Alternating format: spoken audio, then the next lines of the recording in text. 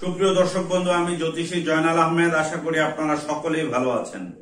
সুপ্রিয় দর্শক বন্ধু, যে সকল বন্ধুরা ইতিপূর্বে আমার এই চ্যানেলটি সাবস্ক্রাইব করেছেন তাদের প্রত্যেককে অসংখ্য ধন্যবাদ এবং কৃতজ্ঞতা জানাচ্ছি। যে সকল বন্ধুরা আমার চ্যানেলে নতুন যুক্ত হয়েছেন, এখনো আমার চ্যানেলটি সাবস্ক্রাইব করেননি, বিনীত আহ্বান জানাচ্ছি আমার এই চ্যানেলটি সাবস্ক্রাইব করার জন্য, পাশে থাকা অল বেল আইকন বাটনটি ক্লিক করার জন্য, যাতে আমার পরবর্তী সকল ভিডিও সবাই আগে দেখতে পারেন।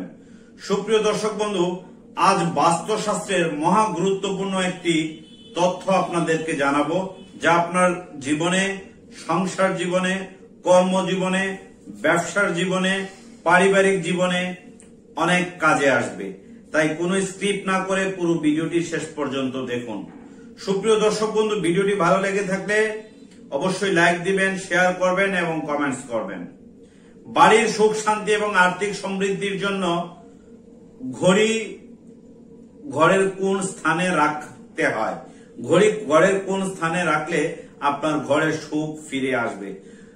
ঘরের ভুল জায়গায় যদি ঘরের ভুল জায়গায় থাকলে বাড়িতে সমস্যার সৃষ্টি হতে পারে। ঘড়ি ঠিক দিকে ঠিক মতো রাখার উপর নির্ভর করে বাড়ির সুখ শান্তি। এবার দেখে নেওয়া যাক ঘড়ি কোন জায়গাটিতে রাখবেন। দরজার মাথায় ঘড়ি রাখা একদমই উচিত নয়।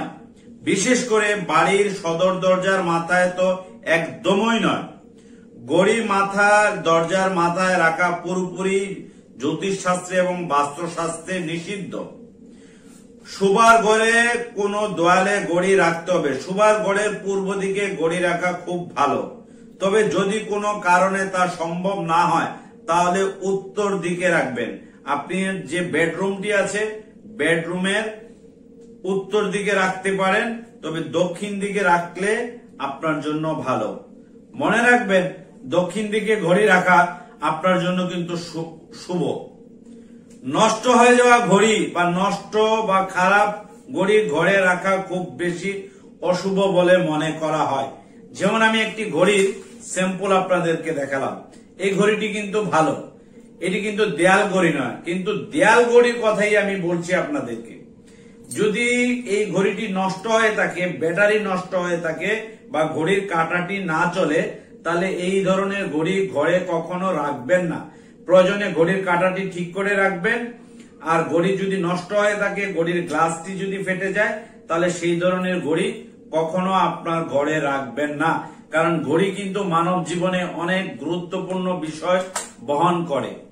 তাড়াতাড়ি নষ্ট ঘড়ি ঠিক করার ব্যবস্থা করবেন, নয়তো সেটা ফেলে দেওয়াই ভালো আপনার জন্য। বিছানার পাশে দাম্পত্য সুখ বজায় রাখতে বিছানার কাছে ঘড়ি রাখা একেবারে অনুচিত কাজ।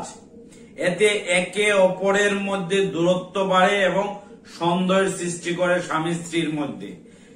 ঘড়ি কখনোই বিছানার পাশে রাখবেন না। কোন ঘড়ি ভালো পেন্ডুলাম যুক্ত ঘড়ি যদি বাড়িতে রাখা যায় তাহলে খুব ভালো ফল দেয়।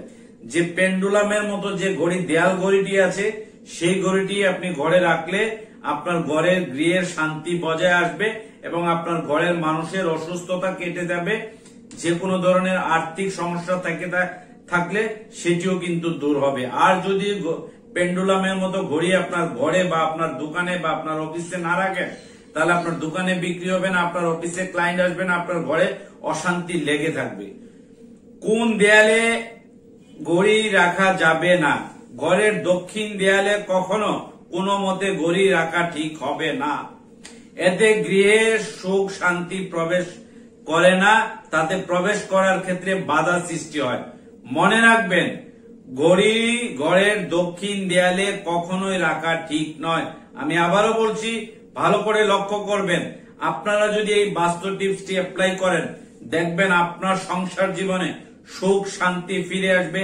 আমি চ্যালেঞ্জ করে বলতে পারি, আমার 12 বছরের অভিজ্ঞতা থেকে আমি অসংখ্য ক্লায়েন্টের বাসায় বাস্তুশাস্ত্রের সমস্যা দূর করেছি এবং তারা এই বাস্তুশাস্ত্রের সমস্যার জন্য বিভিন্ন ডাক্তারের কাছে গেছেন, বিভিন্ন কবিরাজের কাছে গেছেন, বিভিন্ন তান্ত্রিকের কাছে গেছেন, বিভিন্ন জ্যোতিষীর কাছে গেছেন, কিন্তু মূল সমস্যাগুলো উদ্ঘাটন অনেকেই করতে পারেননি বিধায় তারা বিভিন্ন জায়গায় ছোটাছুটি করেছেন।